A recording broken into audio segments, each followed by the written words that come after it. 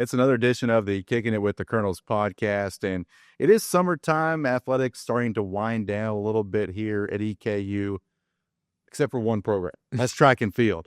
And if you're going right now in track and field, that means you are doing something really well. And our guest today is doing something really well, and it's just part of the long line of track and field success here at EKU.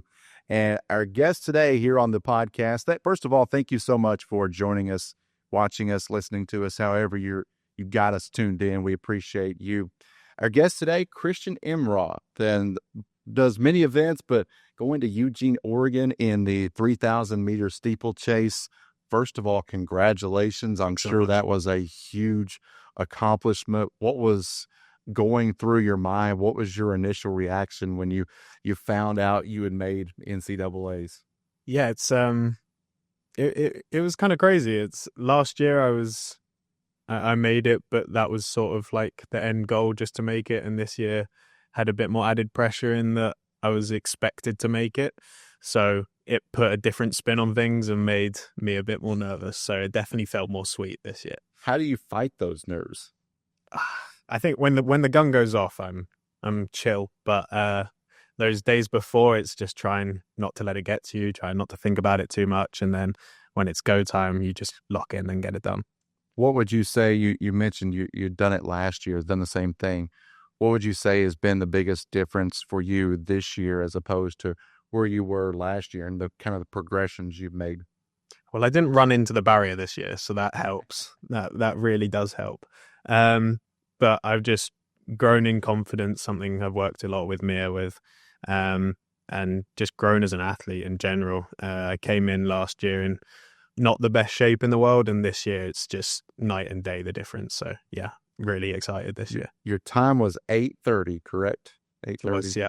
Is that one of your fastest times? What's your fastest time? What's your PR? All that stuff. It was my second fastest time ever. I won the rally relays in 8:33, and then I went to Virginia around 8:30. So I expect to go quicker at some point, but at the moment, happy with where I'm at. Yeah. What's your goal going into a race like that? Do you have a specific time that you're looking at? Do you just want to finish the race? Like, what are your goals before you prepare for any event, but especially an event like what you're getting ready to race in? Yeah, so this one being championship season, I know all I have to do is finish top 3. So do not care about the time at all. Like if I had just finished the race how I was running, I would have run a PR, but again, didn't really care about that. And the next round, all I have to do is finish top 5. So that's the goal. That's what I'm focusing on. If I run 9 flat, then that's what I have to do. And if I have to run 8:20, then I know I'm in shape to do that. But yeah. How did you get into track and field? How did it become a thing for you? Walk us through the beginning there. Yeah, it was a long, long time ago. I've probably been doing track and field for 12 years now, so long time. And it was just basically I have way too much energy as a kid, way too much energy. So my parents tried to put me in every single sport possible just to keep me out of the house. And it was actually my primary school teacher. So when I was about 10 or 11, she put me in a cross country race and just said, I think you'll be good at this. And I actually went and won it. And then went on to the next round. It was like a county level, so a decent level in England. And I ended up finishing second. And this guy at the end of the race gave me this sheet of paper, and it was like, come down to this track club Tuesdays and Thursdays nights. We train. I was like, okay, let's do it. And then since then, just grew and grew and grew and got better and better and better. And I mean, it took me to America. So yeah, it's pretty cool. What all sports did you play? You mentioned you played a lot. Was it kind of just everything? Everything and anything. Obviously not like American football or baseball, but played soccer. That's hard for me to say that way. Football. But football, yeah. Yeah, football and rugby, tennis, anything. I loved football. That's the sport I thought I was going to be the best at. But then when track came around, I was like, here we go. That's the one I'm good at. Yeah. Well, there's so much running in soccer or your football that they have to be well trained and well conditioned. Yeah. There's a lot of running in soccer. Yeah, there is. It kind of went hand in hand for the first few years. And then once you get to the like top level, you've got to make that sacrifice and drop the football side of it. But it was probably why I was half decent at football, is I was just up and down, up and down, up and down. It was good, yeah. Yeah. So you mentioned you come over from England. Now tell us a little bit of your journey getting to the States and how you wound up at EKU. Yeah, well, it's kind of a rush decision. So I did my bachelor's degree in England, and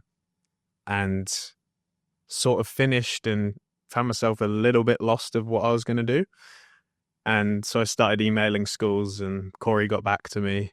And I said, yeah, I'd be looking out to come out this summer. And I think this was must have been March time, which is quite a quick turnaround for coming out that same year. And that took him by surprise. He was like, oh, you want to come out this year? I was thinking next year. And yeah, managed to get it done. Came in very late. I think I was in September time. Got here that first week of September, and then raced a cross-country race the week after or something like that. So it was all very, very quick. But yeah, I mean, it's worked out really, really well. Couldn't have asked for a better thing. Yeah. So usually before these podcasts, and we have a co-host who's not with us, KJ, a student athlete back in Texas with her family, getting some much time off. But we always talk, me and KJ, before we have our guest on, just kind of the current events of EKU sports, and we always touch on track and field. And it seems like every week we're mentioning your name as far as, getting a medal or just the program in general doing something that they've done for so many years. Coming to a program like this, did the success of the program in the past have anything to play into your decision to come here? Absolutely. Yeah, absolutely. I think I think it was the year after Jaziri had won the national title. So that was like, okay, here we go. Being a steeplechaser, having the longevity of success in the steeplechasers, okay, they know what they're doing. And then we've also had some British guys come here before, like Jermaine Coleman. So I saw that and just thought, okay, that's step one of being a great program. And then I spoke to the coaches and was like, okay, I'm getting excited now. So yeah. Have you been able to pick any of those guys' brains, like Ahmed, all those that, because this has kind of been steeplechase you for the last decade or so, but yet there's been so much success. Yeah, I do. I didn't, because it was so quick that it was kind of just like I had to get my visa, had to get it all done, and by the time I'd done that, I was pretty much on a flight over here. So I didn't really have time to pick anyone's brain about it. But from the way Corey talked about the athletes and the program, and then when I finally got here, I could just see why they have so much success.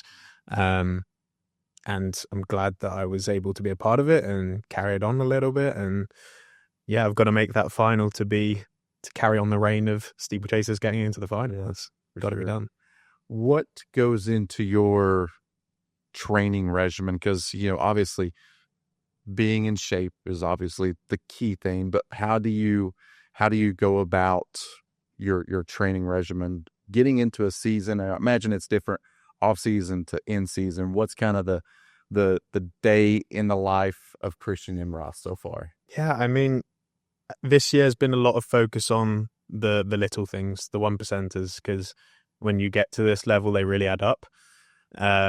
So I think 99% of the NCAA could do the training we're doing, or maybe less actually, but to give us some credit. But yeah, they can all do the training we're doing, but who's going to sleep on time, who's eating the right things, who's visualizing and thinking about races in the way we're doing it, and who wants it as much as we do. And I can't say many people will.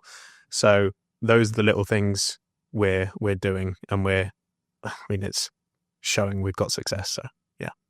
How much is mental toughness a part of being a good track and field athlete? Because no matter the event that you're running, I imagine once you get close to that finish line, you're just like, Okay, just get me there. I'm running on pure adrenaline. How much of the mental side is key to being a successful track athlete? Yeah, I think it's more than most people think. I really do. I mean, the dedication that anyone has to do track and field is a lot. You've got to get up every day, do the same things, eat similar things, and it does get dull, it does get boring, but once you realize and think about the end goal as much as we do, it becomes a little bit easier. So yeah, I just think racing for me has this like different energy.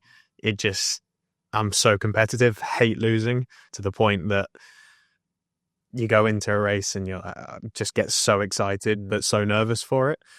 So yeah, I just think that mental toughness comes a bit easier with that when you enjoy it and you love it so much. So no. Do you have a pre-meet routine? You have to eat a certain food? Do you have to take a nap? Do you do anything special? Or I guess what I'm saying is, are you superstitious? Do you have to keep doing the same thing?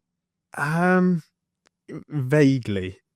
I have to carb load, have to have rice or pasta at least 2 days before. And then on race day, I've got to have beetroot juice. That's my thing. That's my go-to. Just because, not necessarily superstitious, but scientifically proven, it helps with blood flow and opening up your blood vessels. So that's the kind of thing that if I don't have that, I'll be a bit like, we got to find some beetroot somewhere. Always in the research. Always in the research. That'd be where I'd be lost. What do you like to do outside of track and field? Chilling, video games, hanging with friends. Yeah. Okay. Yeah. What kind of video games are you playing these days? FIFA is a big one for me. Okay. I love going back to that rage a lot football of back yeah. And then just like Call of Duty, things like that. Okay. Something where you can just get a bit lost in and not focus on running. Yeah. So I feel like most of the days thinking about it. So yeah. Yeah. And one of the things I'll also admire about track athletes is you're kind of playing in any type of condition too, weather-wise. Is it can be sunny and you can be worried about a suntan, or it could be pouring the rain and you're out there.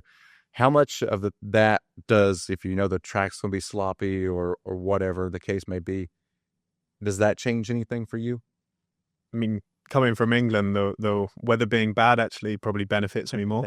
But just as the regional went, it was absolutely roasting. It was really, really hot. And that's probably one of my worst conditions to be in. So, I mean, we were fortunate enough to stay in Florida for 3 weeks from conference to regionals. So that was like, just, you can't get much better prep than that. So I knew I was acclimatized, and it's about that mental toughness. You just got to not think about it, get on with it, and you can complain about it afterwards after you've made it. So yeah. Track is a lot individual based, but also I imagine there is a team component. Yeah, absolutely. Just like the regional meet, I was competing on the Friday, and we had the women's day before that and the men's day before that, and I would love to have been there to cheer them on, but you've got to focus on your race. But the day after, on the Saturday race, watching Bahia get through and Edna make it in another race, I mean, crazy. I was there and screaming, so that's always fun. That's one of the things I love about track. As soon as, like, if you're not an event, you see all the time all these runners and all these athletes cheering on their teammates. And I think that gives whoever's participating in their event a lot more motivation, focus. Do you find that being the case if you hear a teammate or something being cheering you on, doing what you need to do to help you? 100%. I mean, if you're running in a stadium with 100 people and it's a bit, then you find yourself running a bit slower. If you're in a big stadium with loads of people cheering, even if they're not specifically cheering for you, it kind of just gets you more motivated. So yeah, when you hear your name get called and everyone's screaming at you, naturally you want to go quick. And you'll do that a lot in Eugene. Yeah. I have some. That's the mecca right there. Yeah. How would you describe your season so far? Has it been a success in your opinion? Yeah, I think definitely a success. Would have liked a bit more out of that. Like we went to Virginia on heavy legs and tried to run quick. And I mean, we were saying it wasn't our day and I still ran a PR. So it's quite nice to know that I'm in really good shape, but not have had that time yet. Yeah. And then conference, wanted the win, got the silver. That's the competitiveness in me. I can't see that as a good race now because I lost. So whilst it's been like really good and I know I'm in amazing shape and I've made the NCAAs and all of that good stuff, there's been some like learning experiences as well. Outside of track, what's your study? What's your major? What are you wanting to do with that one day? Yeah, so I just finished my master's in sport administration and I'm starting my MBA, which is going to be a lot of work, but we'll get it done. Yeah. And I'm kind of hoping to maybe go into taking my agency exam, so then I can help out other athletes in that scenario, in that sense. Or maybe I've thought about like doing coaching here and there because I did my undergrad degree in that in England. So yeah, got a few avenues, but I think doing the sports side and then having the MBA will really open some doors for me. Outside of the coaches here and the staff here, I imagine there's been a lot of people that have worked with you and kind of gave you that support system in the past to get to where you are now. What have those people meant to you and how much of a role have they played in your life? Absolutely massive. Like it's crazy to think the people that have like cared for you and pushed you. It's that first guy that got me into running, definitely wouldn't be here without him. My second coach ever was Stephen Murphy. He was only coaching 3 athletes at the time, myself and another guy. He coached him to a steeplechase GB vest and a national title, did the same with me. So he just got me like so easily. And then I went to university, met Dean Miller, who's 2012 Paralympian, London Paralympian. Yeah, really cool guy. Again, amazing coach, helped me massively. I probably wasn't the best athlete, didn't do the right things, but he sort of opened my eyes to the sport a little bit more, helped me realize a bit more. And then coming over here is just like the times speak for themselves. I was an 8:55 guy coming over here, and I've taken 25 seconds off my PR. So it kind of changed my life and changed my career. We don't say too many nice things about Mira and Corey, but I'll give them that. And you were telling me before that you called it uni, right? Yeah, uni in Birmingham. Yeah, college is something completely different over in England, so it's all uni. Yeah. What was the difference like? Obviously, I know you kind of touched on it, but from coming over from uni to EKU. Yeah, I mean, I touched down and it was straight out of a movie. Like you just see this in American movies, the highways and all the big trucks, and I was like, what is going on? But adapted really quickly. Like it's like a second home to me now. So I'm glad I've got another year coming back here as well. What's your favorite part about Richmond outside of the EKU campus? What do you like the most about it? I don't know.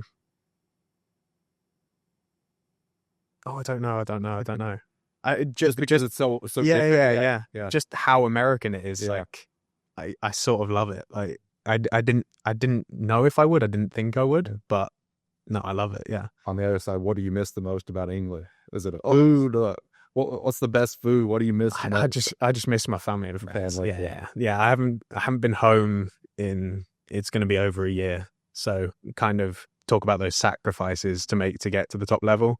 So like over Christmas, I went to altitude in Kenya, which was amazing experience, but it meant I didn't get to go home and see my family. So yeah, those bits kind of suck, but my dad's coming out to Eugene to watch. So that's going to be unbelievable. Yeah, cool. Chatting with Kristian Imroth here on the Kicking It with the Colonels podcast. And he will be in action in the 3,000 meter steeplechase over in Eugene, Oregon. It's next Wednesday. Yep. Wednesday. You said you're leaving on Sunday. It'll be probably a Sunday to Sunday trip. And the semifinals Wednesday. Yep. And finals Friday. Yep. And I know on behalf of EKU, I know everybody's going to be cheering you on. How do you not let that become added pressure to you? Because not everybody, this is not in a sport where most teams send 30 guys. Or, it's more, a select few, and you're one of those select few.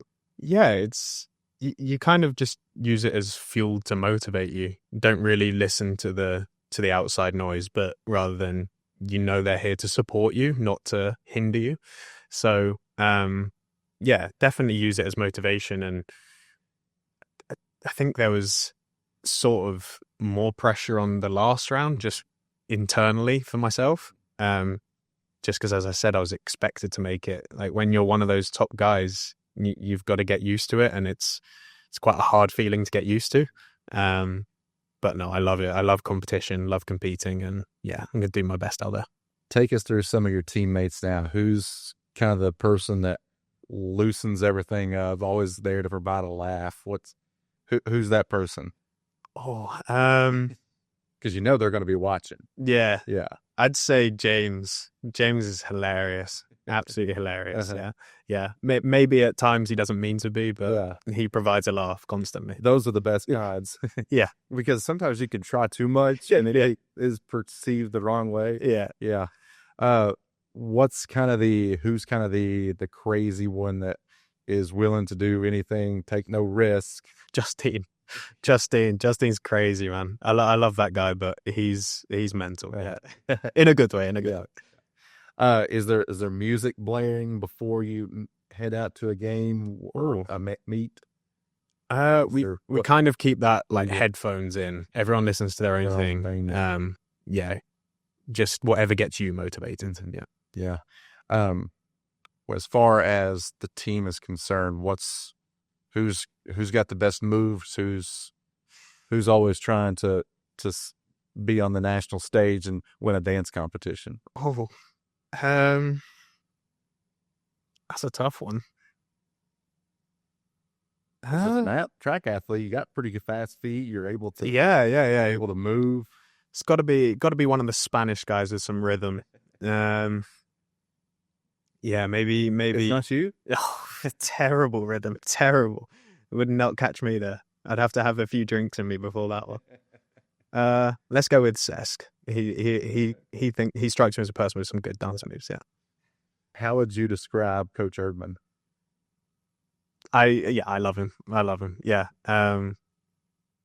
He can be strict when he wants to be. He can shout you when he wants to, but he's got that respect from everyone, and I think that's what you need.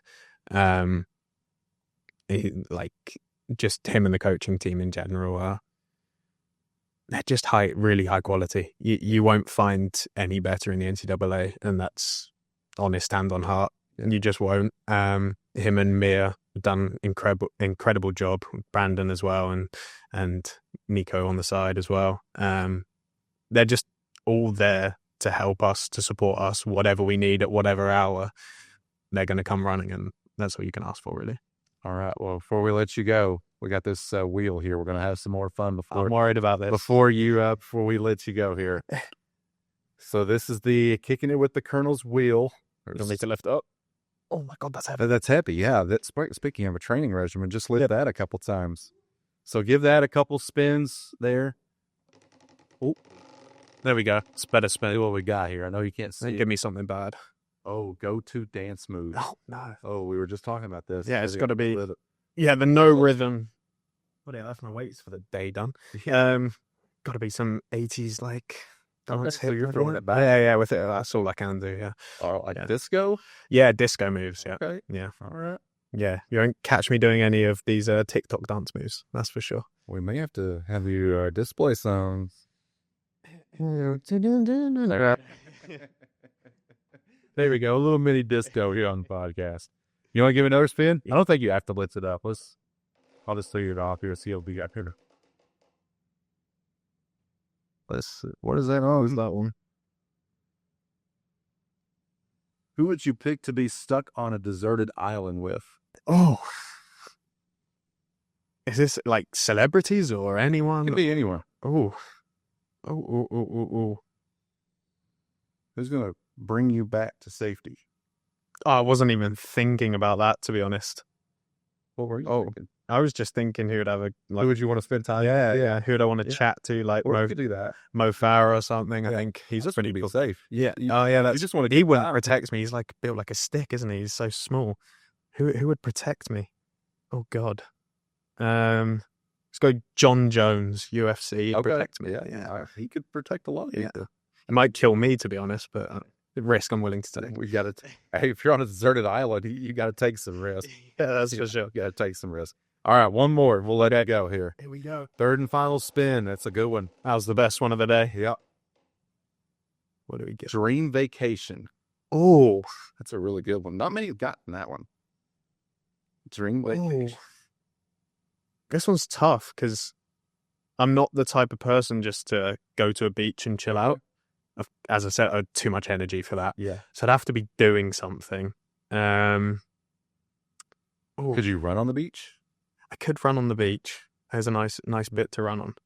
I'd say go to like Asia and just hanging about. Okay. Chuck me in there somewhere like Thailand or something and just go explore. Yeah. Okay. Feel like as an athlete, you don't get too much time off, so you don't get that time to explore different places, but that'd be pretty cool. You come back at night and play FIFA. Yeah, there we go. It's like Sounds like a dream vacation to me. Yeah. All right. Well, Kristian, thanks so much for your time. Appreciate it. I know all of EKU will be cheering you on in the steeplechase, and we support you. We're proud of you, and go out and do your thing. Thanks so much. All right. Our guest today on the Kickin' It with the Colonels podcast is Kristian Imroth, and my name is Wes Chandler. Thank you so much for watching us, listening to us, however you have us tuned in here today. We appreciate you. Miss you, KJ. Hope you're doing well back in Texas. We'll talk to you soon. And until next time, you've been Kicking It with the Colonels.